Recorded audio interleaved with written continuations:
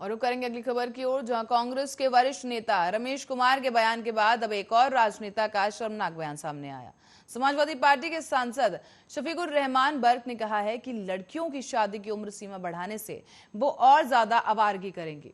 कल कैबिनेट ने लड़कियों की शादी की उम्र की सीमा लड़कों के बराबर यानी 21 साल करने वाले प्रस्ताव को मंजूरी दी है और इसी पर प्रतिक्रिया देते हुए शफीकुर रहमान ने यह बयान दिया। इससे पहले कर्नाटक कांग्रेस के वरिष्ठ नेता और कर्नाटक विधानसभा के पूर्व अध्यक्ष रमेश कुमार का भी मर्यादा तार तार करने वाला एक बयान सामने आया था। उन्होंने कर्नाटक विधानसभा में पचल पर खड़े होकर बलात्कार जैसे गंभीर मुद्दे पर अमर्यादित टिप्पणी की थी। बता दें कि संभल से समाजवादी पार्टी के सांसद शफीकुर रहमान बर्क भी अपने बयानों को लेकर अक्सर सुर्खियों में आते रहे हैं। इससे पहले भी उन्होंने अफगानिस्तान में तालिबान पर कब्जे की तुलना भारत में ब्रिटिश राज से कर दी थी। सपा सांसद शफीकुर रहमान बर्क ने आगे कहा था कि हिंदुस्तान में जब अंग्रेजों का शासन था और उन्हें हटाने के लिए हमने संघर्ष किया, ठीक उसी तरह तालिबान ने भी अपने देश को आजाद किया है।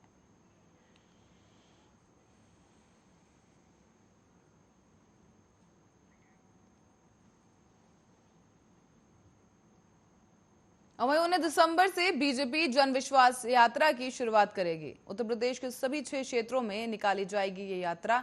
साथ ही आपको बता दें कि 19 दिसंबर को अवध क्षेत्र से यात्रा की शुरुआत बीजेपी अध्यक्ष जेपी नड्डा अंबेडकर नगर से करेंगे। 19 को ही कानपुर क्षेत्र की यात्रा की शुरुआत रक्षा मंत्री राजनाथ सिंह बिठूर से करेंगे। 20 दिसंबर को काशी क्षेत्र की यात्रा की शुरुआत होगी और हर वोटर और समाज के हर तबके तक पहुंचने के लिए दिसंबर के तीसरे सप्ताह तक यूपी में भारतीय जनता पार्टी रथ यात्रा निकालने की तैयारी कर रही है। अभी तक की तैयारियों के मुताबिक आपको बता दें कि 6 अलग अलग रूट पर रथ यात्राएं निकाली जाएंगी जो यूपी के हर विधानसभा को कवर करेंगी। रथ यात्राओं के 6 रूट को फाइनल कर लिया गया है। साथ ही अलग अलग स्थानों पर इन रथ यात्राओं में केंद्र और प्रदेश सरकार के मंत्री भी शामिल होंगे।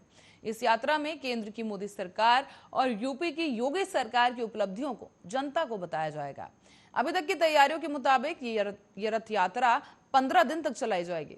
इन सभी 6 जगहों पर 6 रथ यात्राओं का समापन लखनऊ में कराने की तैयारी भी चल रही है, जहां एक बड़ी रैली आयोजित की जाएगी। 2017 के विधानसभा चुनाव से पहले 2016 नवंबर में भी अखिलेश सरकार के खिलाफ बीजेपी ने 4 परिवर्तन यात्राएं निकाली थी, जिसकी शुरुआत गृह मंत्री और तत्कालीन बीजेपी अध्यक्ष अमित शाह ने सहारनपुर से की थी। और इस बार भी बीजेपी फिर से एक बार रथ यात्राओं के जरिए फिर एक बार जीत को दोहराना चाहती है।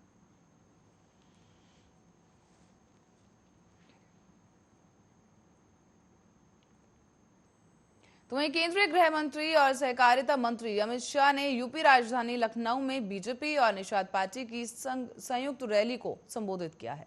इस दौरान उन्होंने कहा है कि 2019 के चुनाव में भाई संजय निषाद बीजेपी के साथ जुड़े और निषाद समाज गांव-गांव से निकलकर हर बूथ पर जाकर कमल का संदेश लेकर गया और देखते ही देखते 2/3 बहुमत से पीएम मोदी की पूर्ण बहुमत की सरकार बनाने का काम किया गया। केंद्रीय गृह मंत्री अमित शाह ने यह भी दावा किया और दावा करते हुए कहा कि योगी आदित्यनाथ ने राज्य से गुंडों और माफियाओं का सफाया कर दिया है, जबकि समाजवादी पार्टी और बहुजन समाजवादी पार्टी उनकी रक्षा करते थे। शाह ने कहा कि मैं आप सभी को पूछना चाहता हूं कि ये सपा बसपा कांग्रेस ने कई सालों तक देश और प्रदेश में शासन किया है, आपको क्या दिया? पीएम मोदी की सरकार ने गरीबों के जीवन स्तर उठाने के लिए गैस, शौचालय, घर, स्वास्थ्य बीमा जैसे अनेक सुविधाएं दी हैं। उन्होंने ये भी कहा कि सपा बसपा कांग्रेस ने कई वर्षों तक देश और उत्तर प्रदेश में शासन किया है, लेकिन गरीबों के घर में ना रसोई गैस पहुंची, ना शौचालय बना। अमित शाह ने आगे आरोप लगाते हुए कहा कि उत्तर प्रदेश में सपा बसपा की सरकारें बनी तो उन्होंने सिर्फ अपनी जाति के लोगों के लिए काम किया है। सभी पिछड़ी जातियों, सभी गरीबों के हित में काम नरेंद्र मोदी ने किया है। ऐसे में सालों से अलग अलग मंत्रालय बनाने की मांग की गई थी। 2019 में मोदी जी ने पिछड़े समाज को और समाज के लिए एक अलग मंत्रालय बनाकर उस मांग को पूरा किया।